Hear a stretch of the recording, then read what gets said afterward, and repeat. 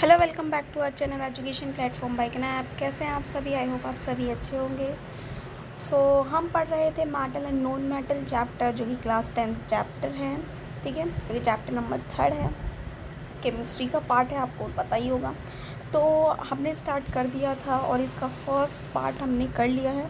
अगर आपने अभी तक फर्स्ट पार्ट नहीं देखा है तो जाके अभी उसे देखिए, ठीक है। और फ्यूचर अपडेट्स के लिए चैनल को कर दीजिए सब्सक्राइब, लाइक एंड शेयर ज़रूर करिए, ठीक है। तो आप शेयर करेंगे तो मुझे भी क्या होगा कि वीडियो बनाने की थोड़ी सी इंस्पिरेशन मिलेगी। ठीक है, चलिए देखते हैं बिना टाइम वेस्ट करे कि हमने क्या क्या पढ़ लिया था पहले। तो हमने ये सभी पढ़ लिया था, मेटल्स के बारे में, उसकी फ़िज़िकल प्रॉपर्टी पढ़ ली थी। ठीक है, फ़िज़िकल प्रॉपर्टी हमने कंप्लीट कर ली थी। उसके बाद हमने क्या किया था, चेक करते हैं। केमिकल प्रॉपर्टी हमने कर ली थी यहाँ तक। नेक्स्ट देखते हैं, ये भी हमारा हो गया था। चलिए यहाँ से थोड़ा पढ़ लेते हैं।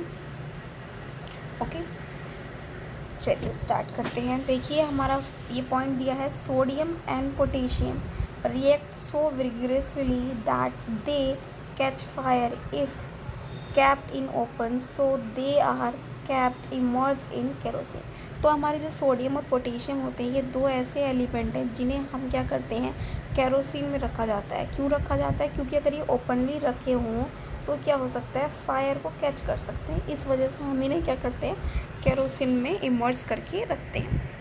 नेक्स्ट पॉइंट देखिए क्या है, surface of magnesium, aluminium, zinc, lead are converted with a thin sheet of oxide which prevent them further oxidation। तो क्या होता है कि जो हमारे मैग्नीशियम है, एल्यूमिनियम है, जिंक या फिर लेड है, इन सभी को ये जो होते हैं, ये सभी थिन लेयर ऑफ ऑक्साइड्स की लेयर्स होती है इनके ऊपर, जिससे कि ये फर्दर ऑक्सीडेशन ना करें, इसलिए इनके ऊपर ये क्या होती है, लेयर होती है। इसलिए आपने पढ़ा भी होगा कि मैग्नीशियम को जब भी बर्न करते हैं तो उसे पहले रब करके उस लेयर को रिमूव करनी होती है, ऑक्साइड की लेयर को रिमूव करनी होती है, एंड देन आप उसे बर्न कर सकते हैं या ऑक्सीडेशन कर सकते हैं जो भी, ठीक है। नेक्स्ट देखते हैं हमारा क्या दिया गया है, Fe does not burn on heating but iron filings burns विग्रेसली।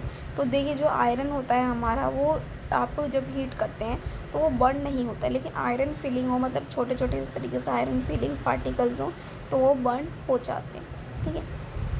Copper does not burn but it's coated with black copper oxide. तो जो हमारा कॉपर है वो बर्न नहीं होता। क्यों नहीं होता? क्योंकि उसके ऊपर कॉपर ऑक्साइड की क्या होती है, ब्लैक कलर के कॉपर ऑक्साइड की लेयर होती है, इसलिए।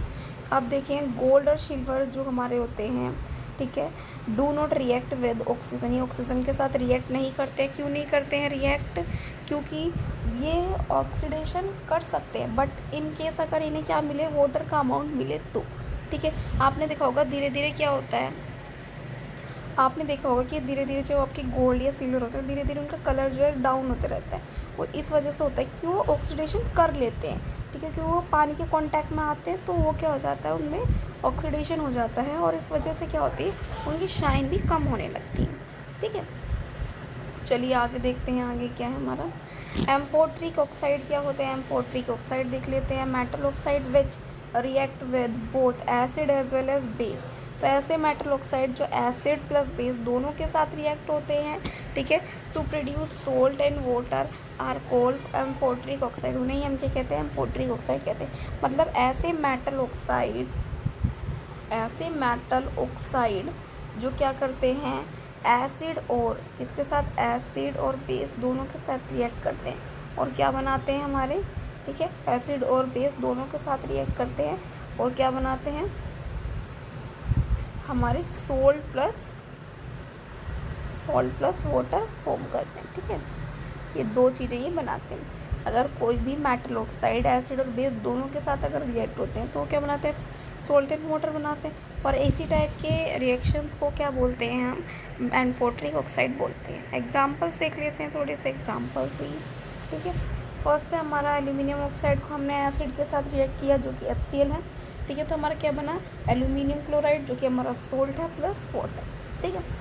ऐसे ही हमने एल्यूमिनियम ऑक्साइड को हमने NaOH मतलब एक बेस के साथ रिएक्ट कराया तो क्या बना, सोडियम एल्यूमिनियम ऑक्साइड या फिर सोडियम एल्यूमिनेट बोल सकते हैं इसका आप, ठीक है, और वाटर मिलेगा आपको, ठीक है। नेक्स्ट देखिए reaction of metal with water. तो रिएक्शन देखनी है हमें मेटल की किसके साथ, वाटर के साथ। तो मेटल अगर वाटर के साथ रिएक्ट करता है तो क्या बनाता है, मेटल ऑक्साइड और हाइड्रोजन फॉर्म करता है, ये बात याद रखेंगे आप।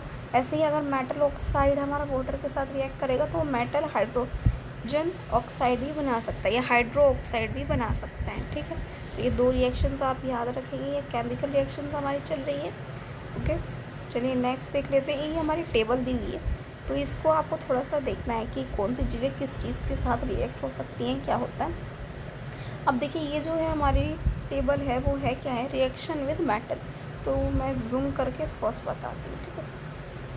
Reaction with cold, reaction with cold H2 मतलब ठंडे पानी के साथ कौन से एलिमेंट रिएक्ट करते हैं, तो वो कौन से हमारे, पहला तो हमारा है सोडियम, फिर है आपका पोटेशियम, फिर है आपका कैल्शियम। ये तीन ऐसे एलिमेंट हैं जो वाटर के साथ रिएक्ट करते हैं लेकिन ठंडे ठंडे पानी के साथ। ऐसे ही हमारे रिएक्शन विद स्टीम, अब भाप के साथ, ठीक है, भाप के साथ कौन से एलिमेंट्स रिएक्ट करते हैं, देखिए एलिमेंट हमारे हैं, पहला है एल्यूमिनियम, देन है आयरन, देन आपका जिंक, ठीक है।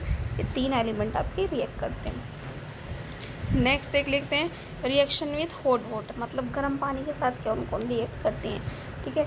तो बहुत सारे एलिमेंट ऐसे हैं जो बहुत सारे एलिमेंट पानी के साथ रिएक्ट करते हैं, गर्म पानी के साथ। अब देखिए नो रिएक्शन विद H2, ऐसे कौन कौन से एलिमेंट है जो कोई भी रिएक्शन टेक प्लेस नहीं करते वाटर के साथ, तो वो कौन कौन से हैं देख लेते हैं। Pb, Cu कॉपर, Ag और A, ठीक है। तो याद रखना आप इन सभी को कि अगर इनके अकॉर्डिंग कोई भी ये इनमें से एलिमेंट दिया हो, और इनमें से एलिमेंट दिया हो, ठीक है, और वाटर के साथ रिएक्ट हो रहा हो, तो आप समझ जाइएगा कि ये रिएक्शन नहीं करेंगे। नेक्स्ट देख लेते हैं हमारा लास्ट, इस टेबल में लास्ट दिया है Ca and Mg float as bubble of H2 stick to the surface. तो अगर मान लीजिए H2 की कोई भी स्टिक है, हाइड्रोजन स्टिक है, ठीक है, और मैं H2 फ्लेम निकल रही है मान लीजिए, तो कैल्शियम और मैग्नीशियम क्या करेंगे, आपको बबल्स की तरफ फ्लोट होते हुए दिखाई देंगे, ठीक है, बबल्स की तरफ फ्लोट होते हुए दिखाई देंगे, मतलब तैरते हुए दिखाई देंगे। नेक्स्ट देखते हैं।